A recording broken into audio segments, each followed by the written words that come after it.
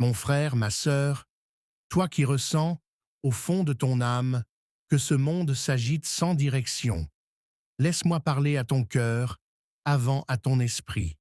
Je ne viens pas t'apporter une vérité nouvelle, mais te rappeler une lumière que ton âme connaissait déjà. Écoute ces mots avec bienveillance, non pour débattre, mais pour te souvenir. Car parfois, ce n'est pas le monde qu'il faut comprendre, mais le cœur qu'il faut réveiller. Il est triste de constater que dans bien des sociétés, la connaissance d'Allah, le Créateur, le Seigneur de tout ce qui existe, s'est effacée des cœurs. Nos ancêtres, dans leur grande majorité, ont vécu sans connaître véritablement leurs droits envers lui, ni ses droits sur eux. Ils ont suivi les coutumes transmises de génération en génération, jusqu'à en faire des lois sacrées qu'on ne doit pas questionner. Et aujourd'hui, la jeunesse suit leurs pas, non pas par conviction, mais parce qu'elle n'a pas appris autre chose.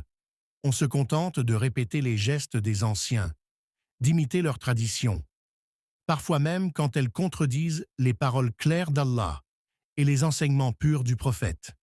Allah a dit dans la sourate 2 Al-Baqarah, verset 170, « Et quand on leur dit « Suivez ce qu'Allah a fait descendre », ils disent « Non, nous suivrons ce sur quoi nous avons trouvé nos ancêtres. » Mais plus grave encore, ceux que beaucoup considèrent comme guides spirituels, ceux qui devraient éclairer les âmes, sont souvent devenus les gardiens de l'obscurité. Ils dissimulent la vérité ou l'interprètent selon leurs désirs, par peur de perdre leur image, leur influence ou leurs avantages sociaux. Ils parlent au nom d'Allah, mais leurs paroles visent parfois à plaire aux hommes plus qu'à satisfaire leur Seigneur. Allah a dit dans la sourate 2 Al-Baqarah, verset 78, « Parmi eux, il en est qui lisent le livre sans le comprendre. Ils ne suivent que des conjectures. Et combien d'âmes sincères, cherchant la lumière, se sont égarées à cause de ces paroles embellies, mais creuses. Ils ont fait de la religion une tradition et du savoir un commerce. Dans ce désordre spirituel, les cœurs se perdent. Les danses et les fêtes ont remplacé le rappel d'Allah. Les discussions futiles prennent la place de la prière. Et les jeunes s'adonnent à des distractions sans but.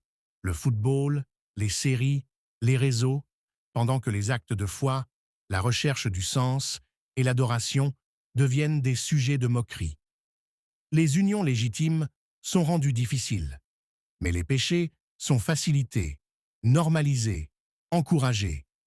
Et celui qui veut marcher droit, qui veut vivre selon le Coran et la Sunna, est traité d'extrême, d'arriéré ou d'orgueilleux. Allah a dit dans la sourate 12 Youssouf, verset 103, « La plupart des gens, même si tu le désires ardemment, ne seront pas croyants. Mais toi, mon frère, ma sœur, ne te décourage pas. Ce que tu vois n'est pas nouveau. Les prophètes avant nous ont été rejetés, raillés, persécutés. Et pourtant, ils n'ont jamais cessé d'appeler avec douceur et bienveillance. Noé appela son peuple 1000 ans moins 50, Ibrahim fut rejeté par son propre père, Moussa fut défié par les puissants, et notre bien-aimé Muhammad fut combattu par les siens. Mais tous ont tenu bon, avec patience et confiance en Allah. Le plus grand bienfait qu'Allah puisse accorder à une âme, ce n'est ni la richesse, ni la santé, ni le statut, c'est le discernement, la lumière du cœur qui reconnaît la vérité, même quand elle est minoritaire, et qui la suit malgré la solitude. Allah a dit dans la sourate 6 Al-An'am, verset 116, « Et si tu obéis à la majorité de ceux qui sont sur terre, ils t'égareront du sentier d'Allah. Celui qui discerne la vérité dans la confusion et qui reste ferme dans la douceur a reçu un immense bienfait. Alors, ne méprise pas ton peuple, aime-les, conseille-les, éclaire-les, car peut-être qu'au fond de cette ignorance, il y a encore des graines de foi prêtes à germer. Tu ne peux pas guider les cœurs, mais tu peux semer avec sincérité. Allah a dit dans la sourate 28 Al-Qasas, verset 56, « Tu ne guides pas celui que tu aimes, mais Allah guide qui il veut. Ne t'éteins pas au milieu des ténèbres. Sois lumière, même minuscule, car c'est dans la nuit la plus noire que la lueur est la plus visible.